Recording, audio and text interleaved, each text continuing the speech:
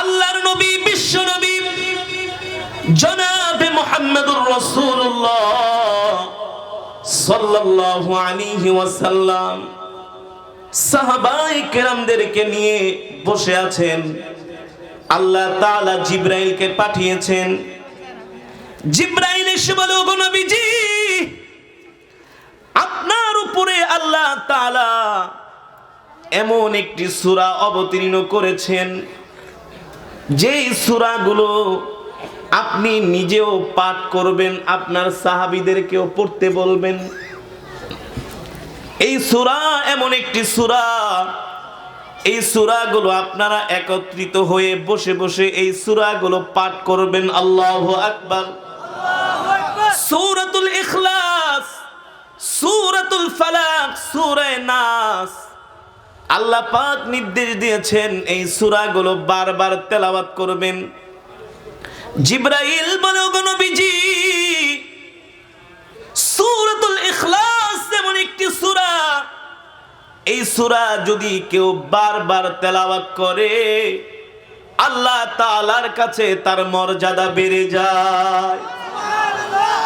এই সূরা যদি কেউ ফরজ নামাজের পরে সূরাতুল ইখলাস 10 বার তেলাওয়াত করে, ইন্তেকালের পরে তার জানাজায় জিবরাইল আলাইহিস সালাম সহ 70,000 ফেরেশতা উপস্থিত হবে। এই সূরা যদি কেউ 3 বার তেলাওয়াত করে, কয়বার?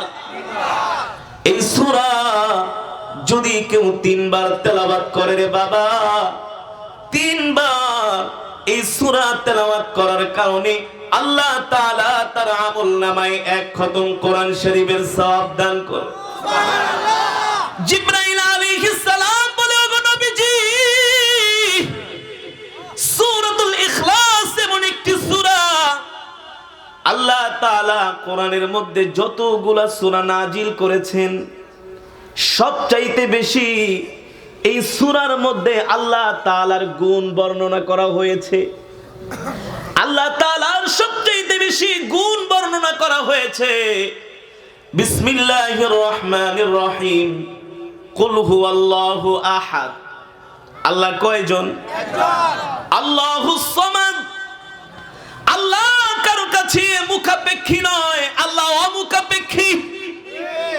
আল্লাহ যদি কারো কাছে মুখাপেক্ষী হতেন, আর আল্লাহ যদি সবচাইতে বেশি আল্লাহর গুণ বর্ণনা করা হয়েছে, সুতরাং এই সূরায় যদি কেউ 3 বার তেলাওয়াত করে আল্লাহ তাআলা তার আমলনামায় 1 খতম কোরআন শরীফের সওয়াব দান করে রে বাবা। আজকের এই সম্মানিয়ার মাহফিলে 3 বার সূরাতুল ইখলাসের তেলাওয়াত হয়েছে। এখানে যদি আমরা 1000 মানুষ থাকি, আজকের মাহফিলে আমরা 1000 কোরআন শরীফের খতম করার সওয়াব পেয়েছি। এই এলাকার জন্য সর্বশ্রেষ্ঠ ইতিহাসের মাহফিল, ঠিক কিনা বলেন? এখন মা বোনরা প্রশ্ন করতে পারে, হুজুর তাহলে আমরাও কি 1 খতম কোরআন শরীফের সওয়াব পেয়েছি কিনা? আপনারাও, যারা শুনেছে তারাই পেয়েছে, ঠিক কিনা বলেন? ও যুবক, এই কারণেই তো এই কোরআনের মজমা হচ্ছে জান্নাতের বাগান। কিসের বাগান? জান্নাতের বাগান। যে কোরআন আমি আপনাদের সামনে তেলাওয়াত করলাম, এই কোরআনের তেলাওয়াত শুনে পাথরের মতো হৃদয়টা মোমের মতো গলে যায়। যায় কি যায় না? মক্কার আবু জেহেল, উতবা, শাইবা, আবু লাহাব, আবু সুফিয়ান পয়গম্বর রাহমাতুল লিল আলামিনের বিরোধিতা করতেন। নবীজি গভীর রাত্রে ঘরে বসে কোরআন পড়তেন, আবার শীতের ভিতরে আবু জেহেল আয়েশা কান লাগায়া সারা রাত কোরআন তেলাওয়াত শুনতেন। শুনতেন কি শুনতেন না? আবু জেহেল আইন করলো, আজকের পর থেকে মুহাম্মদ সাল্লাল্লাহু আলাইহি সাল্লামের কোরআন তেলাওয়াত শোনা যাবে না। আইন করলেন কি? আবু জেহেল 144 জারি করলেন। আবু জেহেল 144 জারি করলেন, কারফিউ জারি করলেন। মুহাম্মদ সাল্লাল্লাহু আলাইহি সাল্লামের ঘরের আশেপাশে যদি কেউ যাস কোরআন শুনতে, তাহলে কিন্তু 10 বছরের জেল। 144 দ্বারা 10 বছরের জেল। 144 জারি করলাম, সাবধান কোরআন শুনতে যাবি না। আইন করলেন। আবু জেহেল রাত্রবেলা মনে মনে ভাবে, হায় রে, মক্কার কত বড় বড় কবিদের কবিতা শুনেছি, কত শিল্পীদের কবিতা শুনেছি, কত কণ্ঠ শুনেছি, কিন্তু মুহাম্মদ সাল্লাল্লাহু আলাইহি সাল্লামের যেই কণ্ঠ, এমন কবিতা তো আমি পৃথিবীর জমিনে আর কোনোদিন শুনি নাই। সুতরাং বড় বড় কবিদের কবিতা শুনেছি, কিন্তু মুহাম্মদ সাল্লাল্লাহু আলাইহি সাল্লাম যেটা তেলাওয়াত করে সেটা তো আমার কাছে কবিতা মনে হয় না, অন্য কিছু। আসলেই অন্য কিছু, কোনো মানব রচিত কবিতা নয়, এটা হচ্ছে আল্লাহর জবানের কালাম। জোরে বলেন আল্লাহু আকবার। কার জবানের কালাম? জোরে বলেন, কার জবানের কালাম? আল্লাহর জবানের কালাম হচ্ছে আল্লাহর কোরআন। ঠিক কিনা বলেন? এ বাবা, এই কোরআন এমন কোরআন, এই কোরআনকে আগুনেও পোড়াইতে পারে না। জোরে বলেন, পানিতেও কোরআনের অক্ষর মুছতে পারে না। এই কোরআন এমন কোরআন, এহেলের ছটফটানি শুরু হয়ে গেছে। একাত থেকে ওকাত যায়, একাত থেকে ওকাতে যায়। আবু জেহেলের স্ত্রী কয়, এমন ছটফট করো কেন? আবু জেহেলের স্ত্রী বলে, ছটফট করো কেন, ঘুমাও না কেন? কয়, বেডি তোর কাছে কমো নাকি? কারণ জানে এই কথা স্ত্রীর কাছে বললেও দিনের বেলা অন্যান্য মহিলাদের কাছে কথা ব্রাশ করে দিব, আর নেতাগিরি কি চাঙ্গে উঠে যাবো, শেষ। আবু জেহেল ছিলেন চালাক। কেনই বা চালাক হবেন না? আবু জেহেলের আগে নাম ছিল আবুল হেকাম, হেকমতের বাবা, জ্ঞানীর বাবা। বেশি বোঝার কারণে আল্লাহ ওরে জাহেল বানায় দিছে, জাহেলের বাবা। তারপরও তো কিছু জ্ঞান আছে না? লিডার, মক্কার বড় লিডার। আবু জেহেলের স্ত্রী কয়, ঘুমাও না কেন? কয়, ঘুমাবো না, একটু কাজ আছে বাইরে। কি কাজ?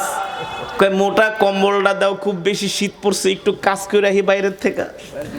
কম্বল একটা মুড়ি দিয়া, হারিকেন একটা জ্বালায়া চলে গিয়েছেন হাবিব কিবরিয়ার ঘরের পাশে। আল্লাহু আকবার।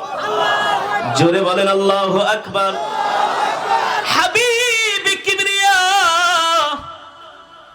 তাহাজ্জুদের নামাজে দাঁড়িয়ে দাঁড়িয়ে আল্লাহর কোরআন পড়তেছেন। আবু জেহেল নবীজির ঘরের দরজার সামনে কান লাগায়া, কি তেলাওয়াত, কি মধুর তেলাওয়াত, শ্রুতি মধুর তেলাওয়াত আবু জেহেল শুনতেছেন। এইদিকে উতবা, সাইবা, আবু লাহাব তারা মনে মনে ভাবে, আইন পাশ করেছেন বড় নেতা আবু জেহেল, সে যেহেতু আইন পাশ করেছেন, নিশ্চয়ই তিনি আজকে মুহাম্মদ সাল্লাল্লাহু আলাইহি সাল্লামের কোরআন শুনতে যাবে না। উতবা, সাইবা মনে মনে ভাবে, যেহেতু আবু জেহেল যাবে না, তাহলে আমরা কেন এটা মিস করব? চলো, যা হয় পরে হবে, আগে শুই না আসি। উতবা, সাইবাও চলে গেছে। পয়গম্বরের ঘরের সামনে আয়েশা দরজায় কান লাগায় কোরআন শুনতেছে। এ মুসলমান, কেন শুনবে না? কেন শুনবে না? আল্লাহর কোরআন তো এমন কোরআন, ও ইযা তুলিয়াত আলাইহিম আয়াতুহু যাদাতুহুম ঈমানা। কোরআনের তেলাওয়াত শুনলে ঈমান বৃদ্ধি পায়। ঠিক কিনা বলেন? মক্কার কাফিরেরা এটা জানতো, এটা নিশ্চিত মুহাম্মদ সাল্লাল্লাহু আলাইহি সাল্লামের বানানো কোনো কিতাব না। তারা জানতো এটা মুহাম্মদ সাল্লাল্লাহু আলাইহি সাল্লামের আল্লাহর পক্ষ থেকে তাকে কোরআন দেয়া হয়েছে। আবু জেহেল মনে মনে ভাবে, লিডার গিলি চলে গেলে চলে যাক, কিন্তু মুহাম্মদ সাল্লাল্লাহু আলাইহি সাল্লামের কোরআন শোনা বন্ধ করা যাবে না। উতবাও শোনে, সাইবাও শোনে। কোরআন শুনতে শুনতে ফজরের আজান দিয়ে দিয়েছেন। রহমাতুল লিল আলামিন ফজরের নামাজ পড়ার জন্য চলে গেছে। এইদিকে কোরআনের তেলাওয়াতের সুর শুনে আবু জেহেল বিমোহিত, বিমুগ্ধ হয়ে নবীজির ঘরের দরজার সামনে কান লাগায় রাখছে, কোনো দুনিয়ার খবর নাই। হঠাৎ করে চোখ মিলে দেখে ফর্সা হয়ে গেছে।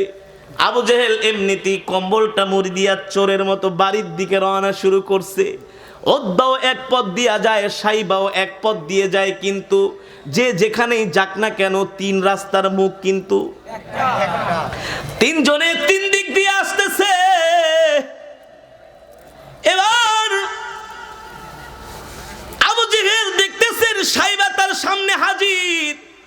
সাইবা দেখতেছেন উতবাও হাজির।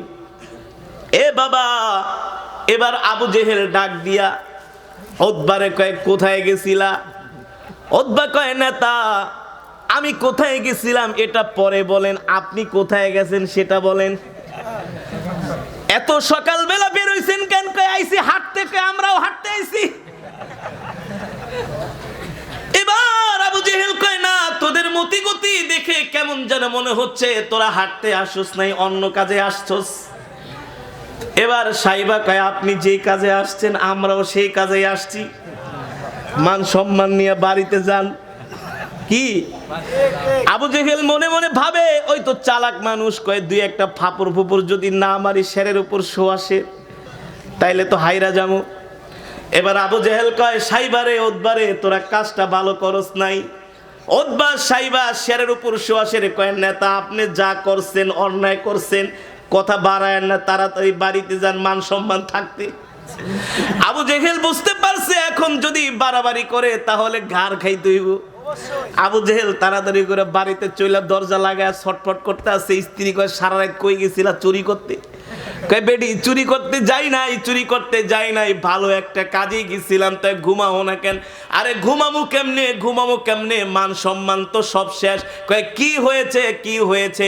কয় আমি নিজেই আইন করছি মুহাম্মদ সাল্লাল্লাহু আলাইহি সাল্লামের কোরআন শুনবো না। তুই তো আমার প্রিয়তমা স্ত্রী, তোর কাছে মিথ্যা কথা বলবো না, আমি আইন করেছি কোরআন শুনবো না। কিন্তু রাত্রবেলা দেখছস আমি মুহাম্মদ সাল্লাল্লাহু আলাইহি সাল্লামের কোরআন না শুনলে আমার ঘুম আসে না।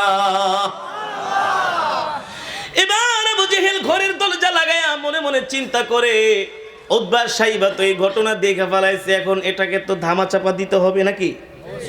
এখন উতবা সাইবার কি করা যায়? আবু জেহেল নাস্তা খায়া সকালবেলা এবার গেছে উতবা সাইবার বাড়িতে। ও উতবা সাইবা, চোখ লাল হয়ে গেছে, রাত্রবেলা ঘুমাও নাই, কোন আপনার যে অবস্থা আমগই কি একই অবস্থা। এবার উতবা সাইবা বলে আবু জেহেল সত্যি কইরা বলেন। উতবা সাইবার আরেক নাম হচ্ছে আখনাস ইবনে শরীফ। উতবা নামে তিনি পরিচিত, মাশহুর নাম। এবার উতবা সাইবা আবু জেহেলকে বলেন নেতাজি সত্যি করে বলেন, আমরা তো কবির ঘরে জন্ম, কবিতা শুনতে শুনতে ছোট থেকে বড় হয়েছি, কিন্তু মুহাম্মদ সাল্লাল্লাহু আলাইহি সাল্লাম যেটা তেলাওয়াত করে এটা তো আমাদের কাছে কবিতা। আবু জেহেল উতবার মুখের ভিতরে চাপ দিয়ে বলে আর বলিস না। নিজের আঙ্গুল নিজের কামড়াইতে মন চায়, কি করব মনে হয় কপালটা ফাটায়া ফালাই। আরে এমন এক বিপদে পড়ছি, যদি মুহাম্মদ সাল্লাল্লাহু আলাইহি সাল্লামের কোরআন সত্য তিনিও সত্য এটা আমি জানি, এটা বুঝি, কিন্তু মুহাম্মদ সাল্লাল্লাহু আলাইহি সাল্লামকে মানলে তো আমাদের লিডারগিরি। কি করব? এবার উতবা সাইবা বলে নেতাজি আপনি স্পষ্ট একটা বক্তব্য দেন। বলে বক্তব্য হচ্ছে শোনো, মুহাম্মদ সাল্লাল্লাহু আলাইহি সাল্লামের এই কোরআনের মধ্যে কোনো সন্দেহ নাই, এটা তার বানানো কবিতা না। আমরা তো মুহাম্মদ কোরআনের বাতিকে ফু দিয়া নিভাই দিতে পারবে না, এই বাতি নিভানো সম্ভব না। আল্লাহ তাআলা আল্লাহর জমিনে কোরআনকে প্রতিষ্ঠিত করবেন, ঠিক কিনা বলেন?